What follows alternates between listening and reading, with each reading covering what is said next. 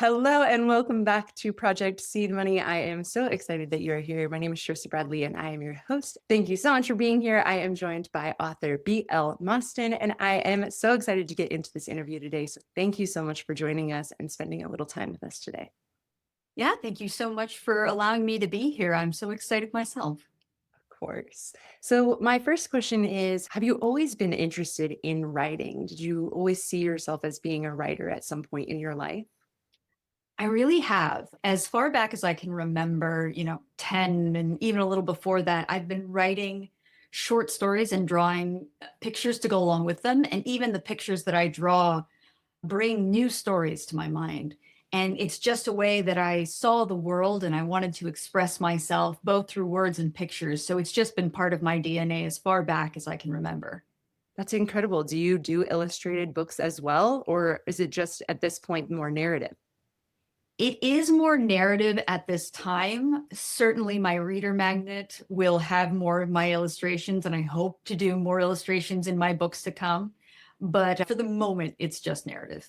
That's incredible. What got you started actually in the publishing world? So you just published your debut novel, and as someone who's always wanted to be a writer, I'm wondering what was that catalyst? So, when I was young, when I was 13, and I really started getting going on this particular series that I just published this book on, self publishing was sort of a dirty word. It was vanity publishing.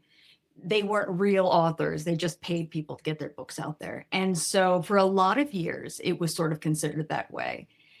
And I submitted it kind of, but not really, school. And then I got married and kids and things distracted. And back in 2019, I listened to an audiobook where one of my favorite authors said that they were self published.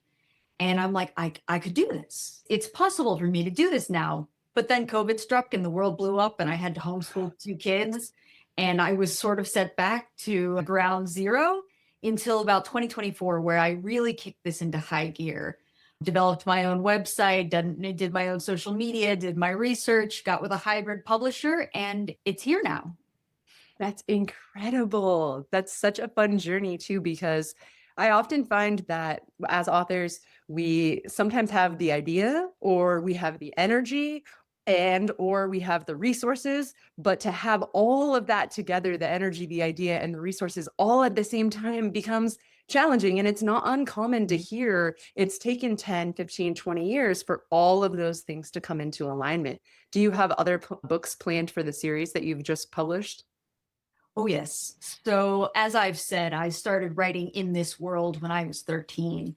This is the prequel, so it's the start of everything, but I have eight and a half more books outlined on my desk. So, I'm hoping to do one a year, four in the first arc, a mini novella for fun in the middle, and then another four books to wrap up the series with a single cast. That's incredible. You really hit the ground running. It was like, once I'm going to do this, I'm going to do this. That's amazing. Absolutely. Once you finally got to the point where you were like, okay, this is it, 20, I think you said 2024 and you're going to publish now. Did you face any self-doubt, like worry when it came to yourself about publishing? Oh, absolutely. I think that that's, a common thread in all artistic forms, not just writing. But I mean, writers are just as susceptible to it. It's the self doubt. You can sit there and you can put all of the words on a page, but you think, does anyone want to read this? Does anyone care? Am I good enough to, run with the big name authors out there? And one of the truths that I've really discovered in this process is your story is unique, and it doesn't matter if you write kind of like someone else or that somebody else kind of sparked an idea. No one can tell it the way that you can because of the experiences that you've been through, the people that you know. Your point of view on the world is unique.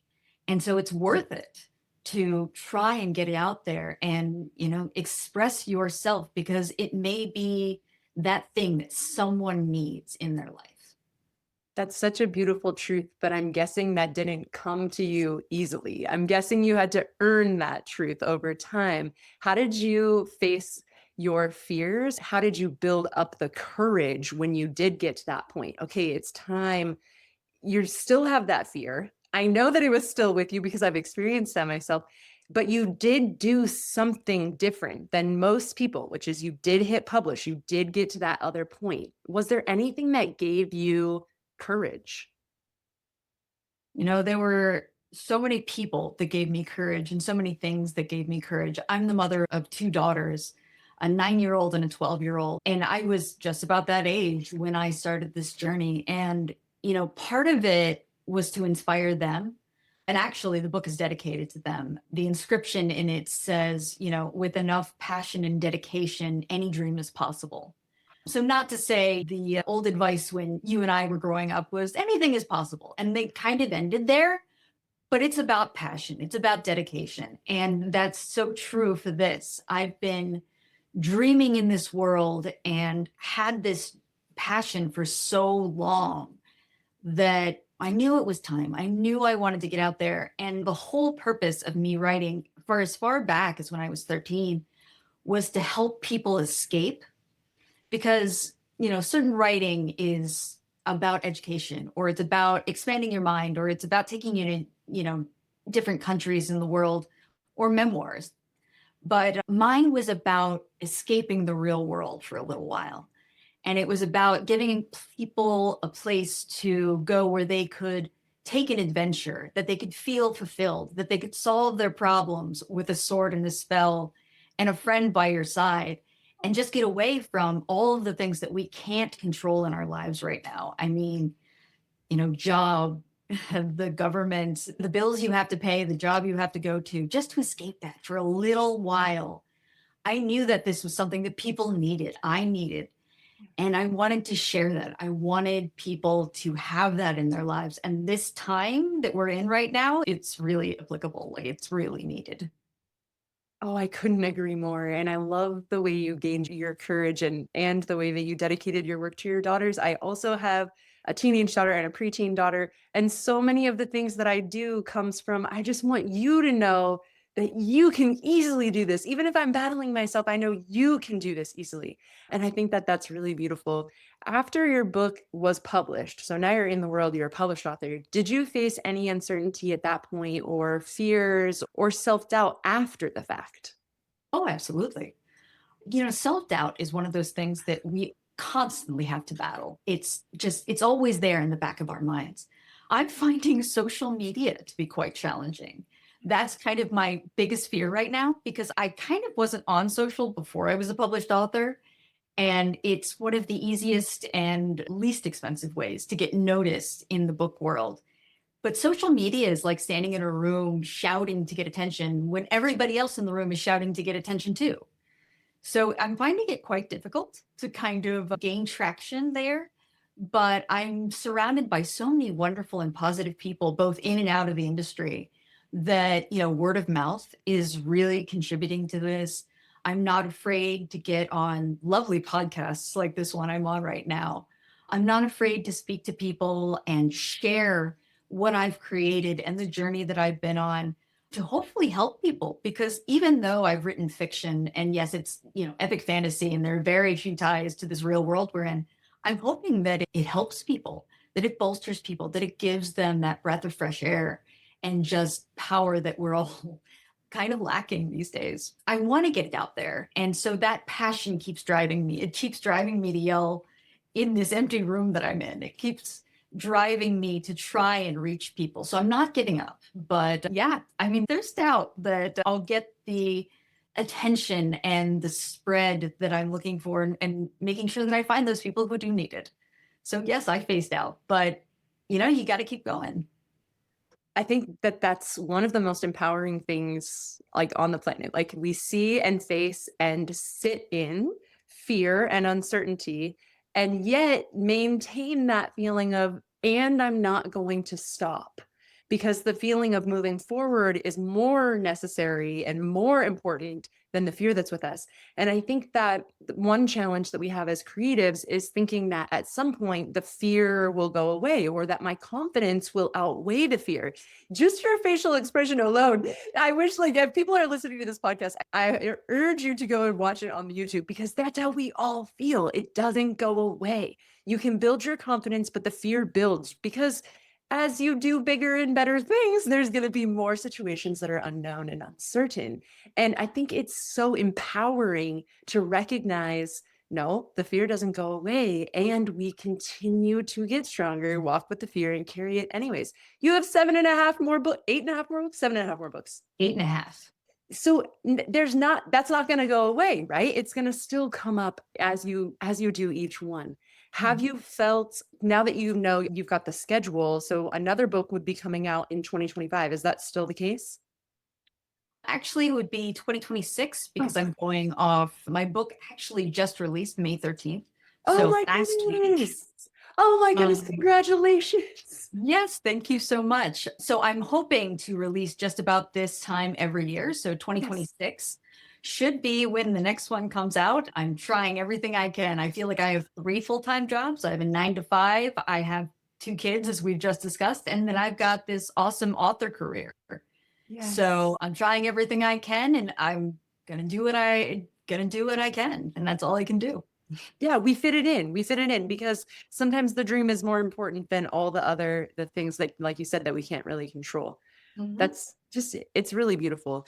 So what is your specific book in the genre that you write in and things like that? I love fantasy. I love fantasy books. I read all the popular ones and started on the most popular ones. And I love the worlds. I love going into a place for 7 or 8 years or 14 years if you go back again and again. But why don't you tell us a little bit about your world? Yeah, absolutely. This book takes place in a world called Eris, and it's about twin brothers. And they live on a bucolic little mountaintop, and they've got this, ideal world where they are sheep herding with their mother. And then tragedy strikes, and they discover that they've got a wider destiny, and they have a calling to go help people in a faraway city that's on the brink of destruction. And so there's a real dichotomy between these two brothers because one is like, I don't want to go. I want to stay in bed. Can we just do that? And then the other one says that, we have this calling, we have this mission, and we have to go and do this. And so it's kind of a choice between destiny and free will and rising to the calling that we all receive in some manner. You and I raise children. We can't really shy away from that. Yeah. So we all have a purpose in this life, and it's about gaining the confidence and the strength to go and meet it. So there's a lot in there about the reluctant hero, about family unity and brotherly love, about, destiny versus choice. And the world, I've gotten wonderful feedback about this because, again, I've lived in it since I was 13, but, it has real depth. It's got the brothers that I spoke of, Aton and Aaron. They're werewolves. I've got dragons. I've got elves, dwarves, Noken, demons, gods. It's rich and it's vivacious. And you just spend 9.5 books exploring this other world. And I just feel transported by it. That's so incredible. I'm like on the edge of my seat. I'm like, wait, what's next? I love that. And I love the reluctant hero archetype. And I think we exhibit those dichotomies even in ourselves. Had this call that I interviewed Alexa from Women in Publishing Summit. She's on Mhm. this podcast She's months fantastic. back. And she and I were talking about how like we want to be, we want to be the authors, we want to do the things, but like there's also this draw to like just eat pad thai in bed and watch Netflix. And like it's so ego strong some days. Like, wait, I just got this new rom-com. Like, I would so much rather sit in the sun than do my emails. So it is kind of like we exhibit those ourselves. And I personally feel like, oh, that sounds like both of my personalities. Yeah, absolutely. We have a little bit of that in all of us, and we're just human, right? Like we Yeah. can't be anything more than what we are. And Yeah, some days the urge for pad thai and Netflix is going to win. it is. But I think that it says something about ourselves that we can focus and we can say like, okay, I'm going to do this today. I'm going to, put my head down and feel that. And so, it really takes my book, Heroes of Another Age, really takes the view from Aaron, the reluctant hero, and how he comes to realize that. Yeah, he's going to have slips along the way. He's going to have faults. He's going to have self doubt that we all experience. But that's the journey that we all face. That's incredible. That's so cool. How fun. I just love this time and I love your story so much. And I love that you've spent time building this world since you were 13 years old. That's just incredible and cool. And of course, it's vast and rich because you've been in it. So you know how to explain it and show it rather than tell it, right? And I Mhm. think that that's incredible. Thank you so much for sharing your wisdom with us. I do want to ask if you have any last words that you would like to share with my audience to help inspire them to write. Maybe they don't have the time, the resources, and the energy all at the same moment, but they still have that idea percolating. I would say don't be afraid of the time. You can get a little bit done at a time, 20 minutes, 10 minutes, just writing those notes, just writing that chapter or that quip or writing that character description, just little bits build into something greater. And it could be, while you're waiting in line at the post office. It could be while you're on your lunch break or while the kids are in a dentist appointment. Just those little pieces get you just that little bit closer. And maybe you don't have time for the leaps and bounds quite yet. You don't have the energy, you don't have the resources. But if you build it, you will one day. The kids are going to get older and they're going to need you a little bit less. They're going to be driving, or you're going to get that promotion at work. You're going to get that extra help. You're going to get that bonus, and one day it will all fit together. You just need to be ready for it and just keep building little by little. I love that so much. One step at a time. And it Mhm. doesn't have to happen all at once. That's really, really beautiful. Can you please tell everyone where they can find you and where they can buy your book? Absolutely. So my book is called Heroes of Another Age. It's available on Amazon, Barnes and Noble, wherever you buy your books, Kobo, Apple, everywhere. You can also find me on blmostyn.com, and that's BLMOSTYN. And there you can find all the information about my books, about my newsletter.